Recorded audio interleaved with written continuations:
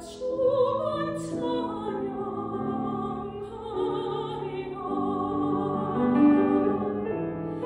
내가 주만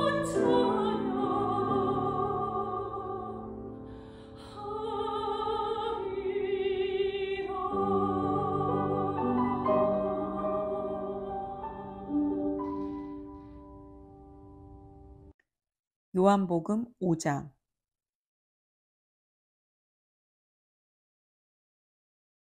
곧이어 또 다른 명절이 다가오자 예수께서 다시 예루살렘으로 가셨다.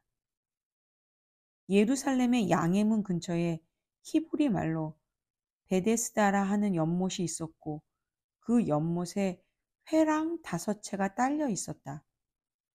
그 회랑에는 눈먼 사람, 다리를 저는 사람, 중풍병자 같이 몸이 아픈 사람들이 수백 명 있었다. 거기에 38년 동안 앓고 있던 한 남자가 있었다.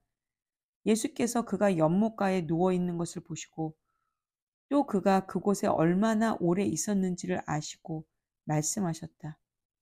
내가 낫기를 원하느냐? 그 남자가 말했다. 선생님, 물이 움직일 때 저를 연못에 넣어줄 사람이 없습니다. 제가 연못에 닿을 쯤이면 이미 다른 사람이 들어가 있습니다. 예수께서 말씀하셨다. 일어나서 내 자리를 들고 걸어가거라. 그러자 그가 곧바로 나았다. 그는 자기 자리를 들고 걸어갔다. 마침 그날은 안식일이었다. 유대인들이 그 나은 사람을 막아서며 말했다. 오늘은 안식일이오. 자리를 들고 다녀서는 안 되오. 그것은 규정을 위반하는 일이오. 그러자 그가 그들에게 말했다. 나를 낫게 해준 분이 내게 자리를 들고 걸어가라고 말씀하셨소. 그들이 물었다. 당신에게 자리를 들고 걸어가라고 한 사람이 누구요? 그러나 그 나은 사람은 그분이 누구인지 알지 못했다. 예수께서 어느새 무리 속으로 몸을 숨기셨기 때문이었다. 얼마 후에 예수께서 성전에서 그 사람을 만나자 이렇게 말씀하셨다. 아주 좋아 보이는구나. 너는 건강해졌다. 죄 짓는 삶으로 되돌아가지 마라. 만일 되돌아가면 더 심한 일이 일어날 수 있다. 그 사람이 돌아가서 자기를 낫게 해준 이가 예수라고 유대인들에게 말했다. 그러자 유대인들은 예수께서 안식일에 그 같은 일을 했다는 이유로 그분을 잡으려고 했다. 그러나 예수께서는 스스로를 변호하시며 이렇게 말씀하셨다. 내 아버지께서 안식일에도 쉬지 않고 일하신다. 그러니 나도 일한다. 그 말에 유대인들이 격분했다. 이제 그들은 예수를 공개적으로 공격하는 것에 머물지 않고 그분을 죽이려고 했다. 예수께서 안식일을 어겼을 뿐 아니라 하나님을 자기 아버지라고 부르면서 하나님과 자신을 동등한 자리에 두었기 때문이다. 그래서 예수께서 자신에 대해 길게 설명하셨다. 내가 너희에게 사실 그대로 말하겠다. 아들은 무슨 일이든지 자기 마음대로 하지 않고 아버지에게서 본 대로만 한다. 아버지께서 하시는 일을 아들도 한다. 아버지는 아들을 사랑하셔서 자신이 하는 모든 일에 아들도 참여하게 하신다. 그러나 너희가 본 것은 일부에 지나지 않는다. 아버지께서 죽은 사람들을 다시 살리시고 생명을 창조하시는 것처럼 아들도 그 일을 하기 때문이다. 아들은 자기가 택한 사람 누구에게나 생명을 준다. 아들과 아버지는 그 누구도 내쫓지 않는다. 아버지는 심판할 모든 권한을 아들에게 넘겨주셔서 아들도 아버지와 똑같이 영광을 받게 하셨다. 아들에게 영광을 돌리지 않는 사람은 아버지께도 영광을 돌리지 않는 것이다. 아들을 영광의 자리에 앉히신 것은 아버지의 결정이기 때문이다. 너희가 반드시 귀 기울여 들어야 할 말이 있다. 누구든지 지금 내가 하는 말을 믿고 나에게 책임을 맡기신 아버지와 한편에 서는 사람은 지금 이 순간 참되고 영원한 생명을 얻고 더 이상 정죄받지 않는다. 그는 죽은 사람의 세계에서 산 사람의 세계로 과감히 옮겨온 것이다. 너희가 반드시 알아두려야 할 것이 있다. 죽은 자들이 하나님 아들의 음성을 듣고 살아날 때가 왔다. 지금이 바로 그때다. 아버지 안에 생명이 있는 것처럼 아버지께서는 아들 안에도 생명을 주셨다. 또한 아버지께서는 그가 인자이기 때문에 그에게 심판의 문제를 결정하고 시행할 권한을 주셨다. 이 모든 말에 그렇게 놀랄 것 없다. 죽어서 땅에 묻힌 모든 사람들이 그의 음성을 들을 때가 온다. 바른 길을 따라서 산 사람들은 부활 생명으로 들어가고 그릇된 길을 따라서 산 사람들은 부활 심판으로 들어갈 것이다. 나는 단 하나도 내 마음대로 할 수 없다. 나는 먼저 귀 기울여 듣고 그런 다음 결정할 뿐이다. 너희는 내 결정을 신뢰해도 좋다. 내가 내 마음대로 하지 않고 오직 지시 받은 대로 하기 때문이다. 내가 내 자신을 위해 말한다면 그 증언은 헛될 뿐 아니라 나의 이익을 위한 것이 되고 말 것이다.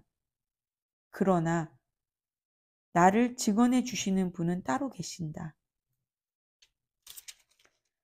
그분은 모든 증인 가운데 가장 믿을 만한 증인이시다. 게다가 너희 모두는 요한을 보았고 그의 말을 들었다.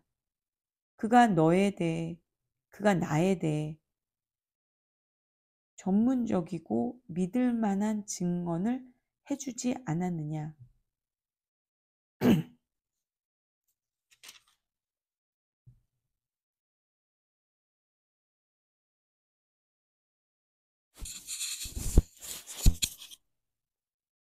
나는 단 하나도 내 마음대로 할 수 없다. 나는 먼저 귀 기울여 듣고 그런 다음 결정할 뿐이다. 너희는 내 결정을 신뢰해도 좋다. 내가 내 마음대로 하지 않고 오직 지시 받은 대로 하기 때문이다. 내가 내 자신을 위해 말한다면 그 증언은 헛될 뿐 아니라 나의 이익을 위한 것이 되고 말 것이다. 그러나 나를 증언해 주시는 분은 따로 계신다. 그분은 모든 증인 가운데 가장 믿을 만한 증인이시다. 게다가 너희 모두는 요한을 보았고 그의 말을 들었다. 그가 나에 대해 전문적이고 믿을 만한 증언을 해주지 않았느냐. 그러나 내가 너희의 지지를 얻으려고 하거나 한낱 사람의 증언에 호소하려는 것은 아니다. 내가 그렇게 말하는 것은 너희로 구원을 얻게 하려는 것이다.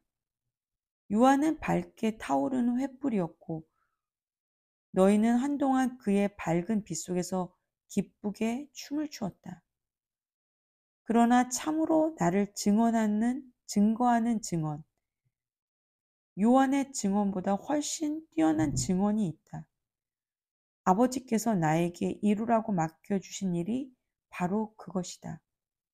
내가 이루려고 하는 이 일이 아버지께서 실제로 나를 보내셨다는 것을 증언해 준다. 또한 나를 보내신 아버지께서도 나를 증언해 주셨다. 그러나 너희는 이 점을 놓치고 말았다. 너희는 그분의 음성을 들은 적도 없고 그분의 모습을 뵌 적도 없다. 너희의 기억 속에 그분의 메시지가 하나도 남아있지 않은 것은 너희가 그분의 심부름꾼을 진정으로 받아들이지 않았기 때문이다. 너희는 영원한 생명을 얻을 수 있으리라는 생각에 늘 성경에 파묻혀 지낸다. 그러나 너희는 나무를 보느라 숲을 놓치고 있다. 이 성경 전체가 나에 대해 기록된 것이다. 그런데 내가 너희 앞에 이렇게 서 있는데도 너희는 생명을 원한다고 하면서 정작 나에게서 그 생명을 받으려고 하지 않는다. 나는 사람들의 인정을 받는 데는 관심이 없다. 왜 그런지 아느냐? 내가 너희와 너희 무리를 잘 알기 때문이다. 나는 너희의 행사 일정에 사랑이 없다는 것을, 무엇보다 하나님의 사랑이 없다는 것을 안다. 내가 내 아버지의 권한을 가지고 왔으나 너희는 나를 쫓아내거나 피하기만 한다. 만일 다른 누군가가 의스대며 왔다면 너희는 두 팔 벌려 그를 맞았을 것이다. 너희가 서로 자리다툼을 벌이고 경쟁자들보다 상석에 앉으려 하고 하나님을 무시하는데 시간을 다 허비하면서 어떻게 하나님과 함께하는 곳에 이르기를 기대하느냐. 그러나 내가 내 아버지 앞에서 너희를 고발할 것이라고는 생각하지 마라. 너희를 고발할 이는 너희가 그토록 의지하는 모세다. 너희가 모세의 말을 진실로 믿었더라면 나를 믿었을 것이다. 그가 기록한 것이 나를 두고 한 것이기 때문이다. 너희가 그의 기록도 진정으로 받아들이지 않는데 어떻게 내 말을 진정으로 받아들일 것이라고 기대할 수 있겠느냐.